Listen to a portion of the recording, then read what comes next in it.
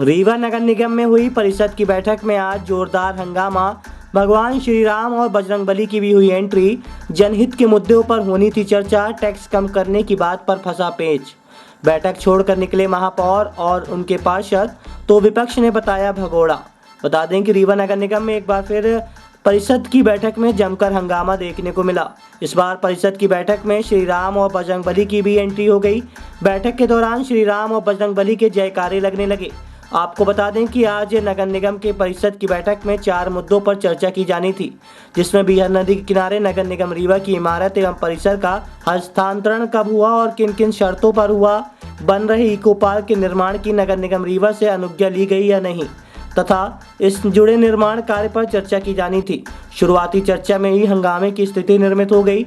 मानो ऐसा लग रहा था कि यहाँ कोई फुटबॉल का मैच हो रहा हो और पहले तरफ फुटबॉल महापौर और कांग्रेसी पार्षदों के पाले में थी। काफ़ी देर तक बहस चलती रही, लेकिन जैसे ही उसने दूसरे पाले में शुरू हुई तो ऐसा लगा कि भाजपा के पार्षदों को प्लांटी स्टॉक मिल गया हो। दरअसल दूसरा मुद्दा रीवा नगर निगम क्षेत्र में घर और जमीनों के टैक्स कम करने की बात पर चर्चा होनी थी। इस पर नेता प्रतिपक्ष सहित विधायक प्रतिनिधि और भाजपा के पार्षदों ने जमकर हंगामा शुरू कर दिया और कहा कि ये महापौर का घोषणा पत्र है, वह यदि लोगों से वादा किए थे तो उन्हें अपनी जेब से भरना चाहिए। हालांकि महापौर का कहना था कि लोगों के भवन के कर कम करके उनको राहत दी जा सकती है। प्रमुख रूप से गरीबी रेखा के नीचे आने वाले लोगों के सिर से टैक्स का बोझ कम किया जाना चाहिए। इस बात को लेकर पक्ष एवं विपक्ष के बीच जमकर बहस हुई, जिसके बाद भगवान जय श्री राम और बजरंगबली की एंट्री भी हुई, लेकिन बात नहीं बनी। इस दौरान महापौर अजय मिश्रा बाबा सहित कांग्रेस पार्षद परिषद से वॉकआउट कर गए, जिसके बाद परिषद अध्यक्ष एवं भाजपा के पार्षदों सहित समर्थित पार्षदों ने अकेले ही अन्य मुद्दों पर चर्चा शुरू कर दी। प्रस्तुत है प्राप्त जानकारी के अंश। विकास यात्रा में रेवेन्यू कम हुआ, लाडली लक्ष्मी योजना के 1 महीने के कैंप में रेवेन्यू कम हुआ, जो आपके ये वर्तमान में ये चल रही है जन सेवा अभियान में, भाई सारे कर्मचारियों को आयुक्त ने उठाकर लगा दिया व्यवस्था में। रेवेन्यू वसूली नहीं हुई, बड़े बड़े करदाताओं से वसूली नहीं कर पा रहे हैं, ये इनकी हिम्मत नहीं पड़ रही है। क्यों नहीं भेजते?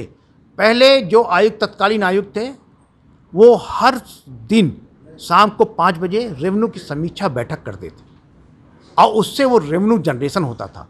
जो रेवेन्यू 2022-23 में 18.5 करोड़ हुआ, 23% बढ़ के, वो रेवेन्यू हमारा 23-24 में घट गया।